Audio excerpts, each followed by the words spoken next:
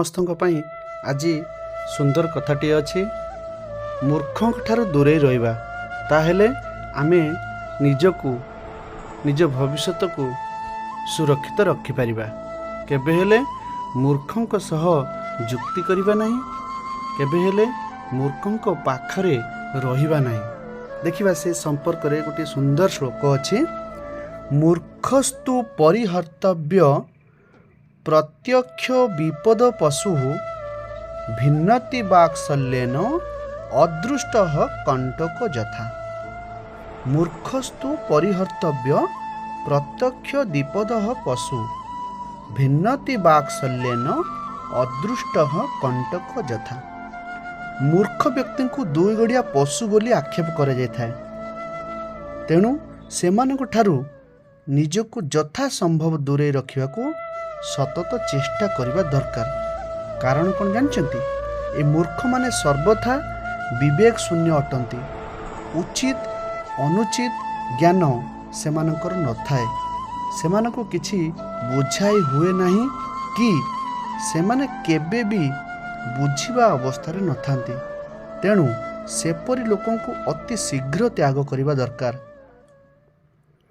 ପାଦରେ ଫୋଡ଼ି ହୋଇଥିବା କଣ୍ଟା ଯେପରି ବାହାରକୁ ଦେଖାଯାଉନଥିଲେ ମଧ୍ୟ ଭୟଙ୍କର କଷ୍ଟଦାୟକ ହୋଇଥାଏ, ଠିକ୍ ସେହିପରି ଏହି ମୂର୍ଖମାନଙ୍କର ମୂର୍ଖତାପୂର୍ଣ୍ଣ ବାକ୍ୟ ବାଣ ସଜ୍ଜନ ପ୍ରାଣକୁ ନିତ୍ୟ ନିରନ୍ତର କଷ୍ଟ ପହଞ୍ଚାଏ। ତେଣୁ ସେପରି ବାକ୍ୟ ବାଣରେ ବ୍ୟତୀତ ହେବା ଅପେକ୍ଷା ମୂର୍ଖଙ୍କ ଠାରୁ ଦୂରେଇ ରହିବା ଶତଗୁଣେ ଭଲ। ଠିକ୍ ଅଛି, ସେହି ମୂର୍ଖମାନଙ୍କ ବିଷୟରେ ଆଉ ଗୋଟିଏ ସୁନ୍ଦର ଶ୍ଲୋକ ରହିଛି। ଦୁର୍ଜନ ପରିହର୍ତ୍ତବ୍ୟ ବିଦ୍ୟାଳଙ୍କୃତ ଅପିସନ୍।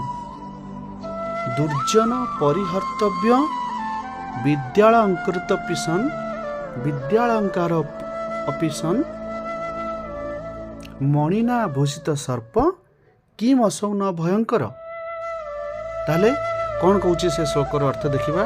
ଦୁର୍ଜନ ପରିହର୍ତ୍ତବ୍ୟ, ଦୁର୍ଜନକୁ ଦୂରେଇ ଦେବା ଦରକାର, ଛାଡ଼ିଦେବା ଦରକାର ତା ସଙ୍ଗତି। ବିଦ୍ୟାଳ ଅଳଙ୍କାର ଅପିସନ୍, ବିଦ୍ୟା ଅଳଙ୍କାର ତା ପାଖରେ ଥାଉ, ପାଠ ପଢ଼ିଥିବ, ବିଦ୍ୟା ଥିବ, କିନ୍ତୁ ଦୁଷ୍ଟ ବ୍ୟକ୍ତି ହେଇଥିବ, ତାକୁ ଆମେ ଦୂରେଇ ଦେବା ଦରକାର। କାହିଁକି ଦୂରେଇବା? ମଣିନା ଭୂଷିତ ସର୍ପ, ଯେଉଁ ସାପର ମଣି ଥାଏ, କି ମଶୌ ନ ଭୟଙ୍କର, ସେ କ'ଣ ଭୟଙ୍କର ନୁହେଁ କି? ଆମ ଜୀବନ ପ୍ରତି ତାଠାରୁ କ'ଣ ବିପଦ ରହିନାହିଁ କି? ସେଇଥିପାଇଁ ଆମେ ମୂର୍ଖମାନଙ୍କୁ ଦୂରେଇ ଦେବା ଦରକାର, ଆମେ ତାଙ୍କଠାରୁ ଦୂରରେ ରହିବା ଦରକାର।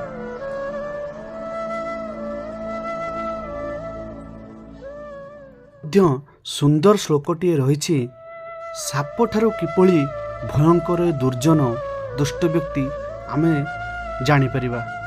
ଶୁଣିବା ସେ ଶ୍ଲୋକଟି।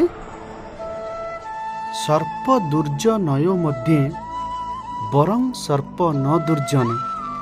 ସର୍ପ ଦୁର୍ଜନୟୋ ମଧ୍ୟେ ବରଂ ସର୍ପ ନ ଦୁର୍ଜନ। ସର୍ପ ଦଶତି କାଳେନ ଦୁର୍ଜନେସ୍ତୁ ପଦେ ପଦେ। ବୁଝିବା ତା ଅର୍ଥଟା କ'ଣ? ସର୍ପ ଦୁର୍ଜନୟୋ ମଧ୍ୟେ, ଦୁର୍ଜନ ଅର୍ଥାତ୍ ଦୁଷ୍ଟ ଲୋକ, ମୂର୍ଖ ଲୋକ ଏବଂ ସର୍ପ ସାପ, ସେ ଦୁଇଟା ଭିତରୁ ବରଂ ସର୍ପ ନ ଦୁର୍ଜନ, ବର ହେଉଛି ଶ୍ରେଷ୍ଠ, ଶ୍ରେଷ୍ଠ ବା ଭଲ ହେଉଛି ସାପ। ସାପ ଏତେ ଭୟଙ୍କର ହେଇକି କାହିଁକି ଭଲ ବୋଲି କୁହାଯାଇଛି ଦୁଷ୍ଟ ଲୋକ ଠାରୁ? କାରଣ ତାର ଜାଣିଛନ୍ତି? ସର୍ପ ଦଶତି କାଳେନ, ସାପଟି ଥରିଏ କାମୁଡ଼େ। ଆମେ ଯଦି ଭୁଲରେ ପାଦ ପକାନ୍ତି କାମୁଡ଼ି ଦିଏ, ନହେଲେ ଯଦି ବି କାମୁଡ଼ିବ ଥରେ ହିଁ କାମୁଡ଼ିବ, ତାପରେ ସେ ପଳେଇଯିବ। କିନ୍ତୁ ଦୁର୍ଜନସ୍ତୁ ପଦେ ପଦେ, ହେଲେ ଦୁଷ୍ଟ ବ୍ୟକ୍ତି ମୂର୍ଖ ଲୋକ ସବୁ ସମୟରେ ପ୍ରତି ପାଦରେ କଷ୍ଟ ଦେଇଥାଏ। ତେଣୁ ସେଭଳି ଦୁଷ୍ଟ ବ୍ୟକ୍ତି ବା ମୂର୍ଖ ଲୋକଙ୍କ ଠାରୁ ଆମେ ଦୂରେଇକି ରହିବା, ଯାହାଫଳରେ ଆମେ ଶାନ୍ତିରେ ରହିପାରିବା। ଆହୁରି ସୁନ୍ଦର ଶ୍ଲୋକଟିଏ ରହିଛି ସେ ଦୁର୍ଜନ ବା ଦୁଷ୍ଟ ଲୋକ ବା ମୂର୍ଖ ଲୋକଙ୍କ ବିଷୟରେ ଶୁଣିବା। ଦୁରାଚାରୀ ଚ ଦୁର୍ଦୃଷ୍ଟି ଦୁରାବାସୀ ଚ ଦୁର୍ଜନ ଜନ୍ମୈତ୍ରୀ କ୍ରିୟତେ ପୁଂ ନର ଶୀଘ୍ରಂ ବିନଶ୍ୟତି। ନିଜର ବୁଦ୍ଧିମତା ଓ ବିବେକଶୀଳତା ପାଇଁ ଦୃଢ଼ୋକ୍ତି ପ୍ରକାଶ କରୁଥିବା ବ୍ୟକ୍ତିମାନେ ମଧ୍ୟ ଦୁରାଚାରୀ, ପାପୀ, ଦୁର୍ଜନ ତଥା ଦୁଷ୍ଟ ସ୍ୱଭାବରେ ଲୋକଙ୍କ ସଂସ୍ପର୍ଶରେ ଆସିଲେ କିଛି ସମୟରେ କଳଙ୍କିତ ହୋଇଯାଆନ୍ତି। ସେହିପରି ଲୋକଙ୍କ ସଙ୍ଗତି ବା ମିତ୍ରତାରୁ ଦୂରେଇ ରହିବାକୁ ନିହାତି ଦରକାର। ଏଠାରେ ଖୁବ୍ ସୁନ୍ଦର କଥା କୁହାଯାଇଛି। ଦୁରାଚାରୀ ଦୁରାଚାରୀ ଦୁ ଆଚାର ଯଶସ ଦୁରାଚାରୀ, ଆଚାର ବ୍ୟବହାର ଯାହାର ଦୁଷ୍ଟ ସ୍ୱଭାବର, ଦୁଦୃଷ୍ଟି ଦୃଷ୍ଟି ଯାହାର ଖରାପ, ତାକୁ ମଧ୍ୟ କୁହାଯାଇଛି ଦୁର୍ଜନ। ଯାହାର ମୈତ୍ରୀ କଲେ, ଯାହା ସହିତ ସାଙ୍ଗ ହେଲେ କ'ଣ ହେବ? ନର ଶୀଘ୍ର ବିନଶ୍ୟତି, ଶୀଘ୍ର ସେ ଲୋକର ବିନାଶ ଆସିଯିବ।